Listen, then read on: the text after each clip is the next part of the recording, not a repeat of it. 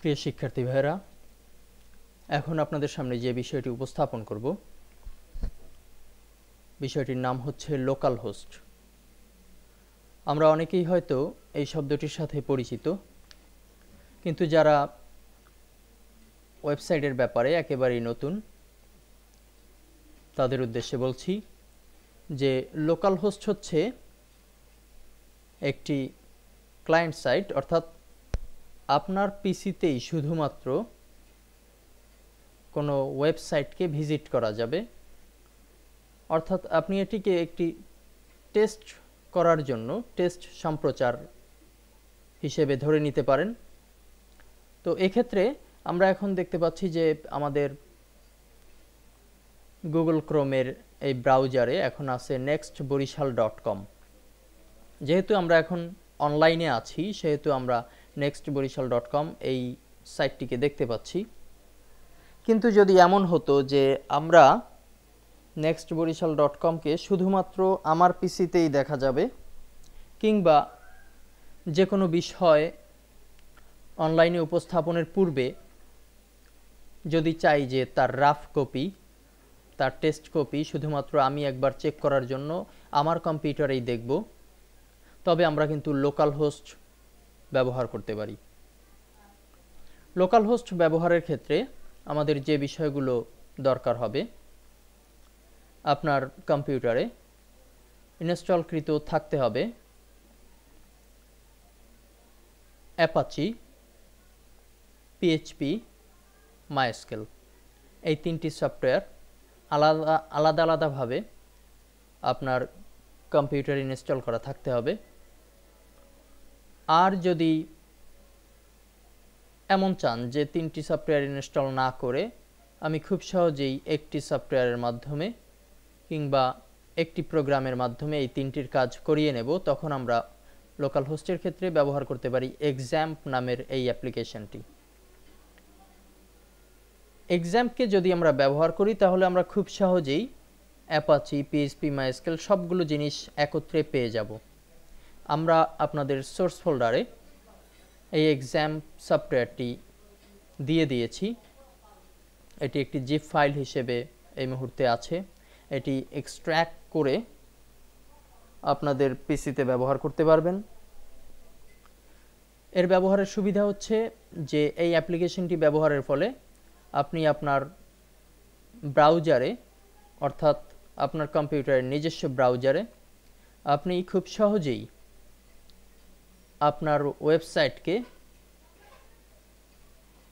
Test করার জন্য, অর্থাৎ কীরকম হলো, আপডেটে কোনো ভুল হলো কিনা সব কিছু দেখার জন্য ঘরে বসে নিজে নিজেই দেখতে পারবেন।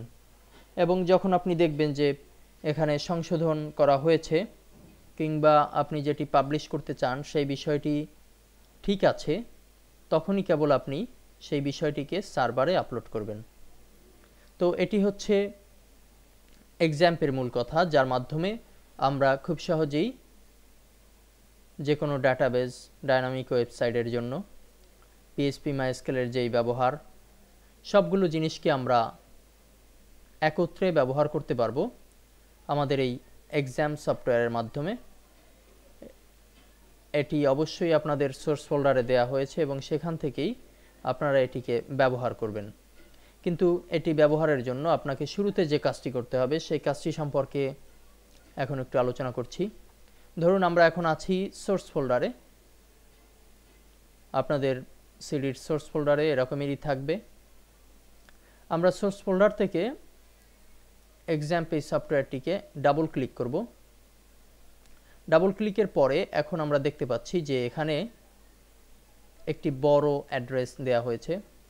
আমরা এই বড় অ্যাড্রেসটিকে বাদ দিয়ে আমরা রুটের অ্যাড্রেসটি দিব।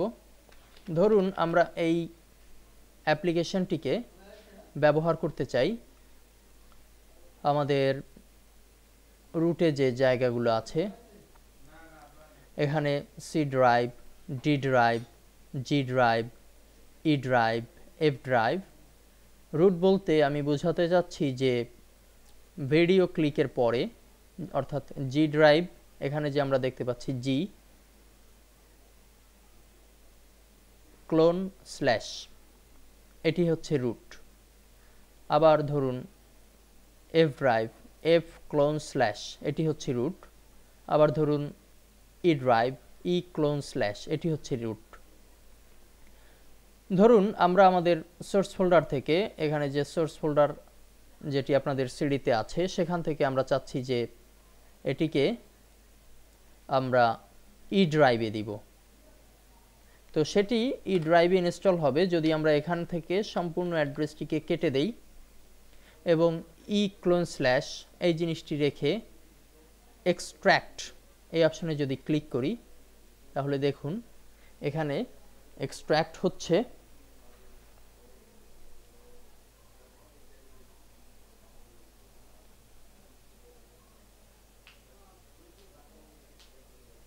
খুব অল্প সময়ের ভিতরেই কিন্তু আমাদের এক্সট্র্যাক্টিং শেষ হয়েছে। এখন আমরা আমাদের এই অ্যাপ্লিকেশনটিকে পাবো ই ড্রাইভে, যেহেতু আমরা ই ড্রাইভ ধরিয়ে দিয়েছি। আমরা যদি একটু ই ড্রাইভে প্রবেশ করি, দেখুন এক্সাম্প নামের এই ফোল্ডারটি কিন্তু এখানে চলে এসেছে। এখানে রুট ফোল্ডার হচ্ছে ই ক্লোন স্ল্যাশ। এভাবে করে আমরা খুব সহজেই এক্সাম্পের এই সফটওয়্যারকে আমাদের ব্যবহার উপযোগী করে ফেলতে পারবো। সামনে দেখব যে আমরা কিভাবে এই সফটওয়্যারটিকে আমাদের লোকাল হোস্টের কাজে ব্যবহার করতে পারি। ধন্যবাদ।